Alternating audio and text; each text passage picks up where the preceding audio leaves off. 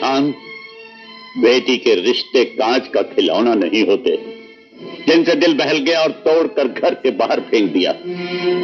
मेरी बच्ची ने ऐसा कौन सा गुनाह किया था जिसकी तूने उसे इतनी सख्त सजा दी? सजा उसे नहीं, तुझे दी है। गुनहगार वो नहीं, तू है। अब शेर खान की हवेली के साए में आ ही गया है तो जवाब भी देता जा। मेरा दादा आसिफ खान, परदादा गुल खान और चाचा शाहरुख खान, इनमें से कौन है जिसे तू नहीं जानता?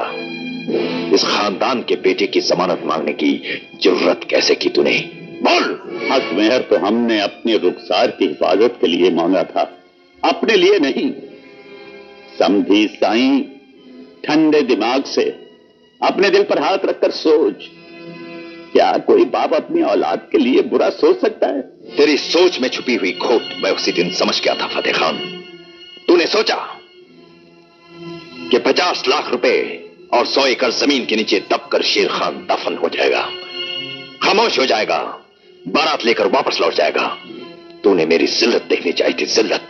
इसीलिए हक मेहर का ढोंग रचाया था तूने। बाप होने के नाते अपनी बेटी के लिए हक मेहर मांगने का हमें हक था। तेरा जो हक था हमने अदा कर दिया। अब जाकर हमारी दी हुई जमीन पर ट्रैक्टर चला, उन नोटों के तकिए बनाकर चैन की नींद सो जा। कभी अपनी लाडली बेटी को जमीन दिखा तो कभी उसे नोटों की गड्डियां सूंघा। उसके बाद तुझे एहसास होगा कि हक मेहर मांग कर बेटी की जिंदगी किस तरह महफूज हो जाती है। शायद तू ये भूल गया कि इस जमीन पर फतेह खां अकेला पैदा नहीं हुआ है, उसके साथ उसकी भला की जिद भी पैदा हुई है। कहीं मेरी जिद किसी जिद पर आ गई तो अपनी बेटी के रास्ते में पड़े हुए बेशुमार कांटों को तो मैं अपने दामन में समेट लूंगा, लेकिन तेरे रास्ते दहकते हुए अंगारों से भर दूंगा। इतनी बुलंद आवाज में ना बोल फतेह खान, इतनी बुलंद आवाज में ना बोल। आवाज तो तेरी एक दिन मैं नीची करूंगा। शेर की तरह गरजने वाला बिल्ली की जबान बोलेगा। तुझे फतेह खां की दहलीज पर सर झुकाकर, नाक रगड़कर मेरी बेटी फिर से मांगनी पड़ेगी। तेरी बेटी को हमने मांग भी लिया, निकाह भी किया, अपना भी लिया और छोड़ भी दिया।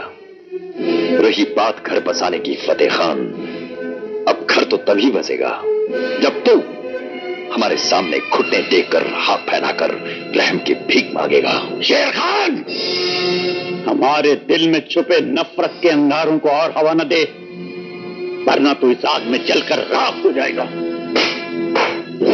सीने में दुश्मनी के अंगारे लेकर जीने वाले को आग से डराने की कोशिश न कर फतेह खान, वो दिन कभी नहीं आएगा। अगर वो दिन नहीं आएगा शेर खान, तो तेरे घर की दीवारें धूप को तरस जाएंगी।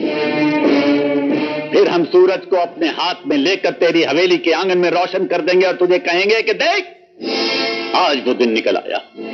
फिर तुझे नाक रगड़ने के लिए हमारे सामने झुकना पड़ेगा। एक पहाड़ का नाम है शेर खान, और पहाड़ न किसी के सामने चलकर जाते हैं, न किसी के सामने झुकते हैं। अगर ऐसा हुआ तो हम उस पहाड़ को जड़ से उखाड़ कर फेंक देंगे, जड़ से उखाड़ कर फेंक देंगे। फतेह खान, इस पहाड़ की जड़ की तलाश करते करते तेरी नस्लों की नस्लें खत्म हो जाएंगी।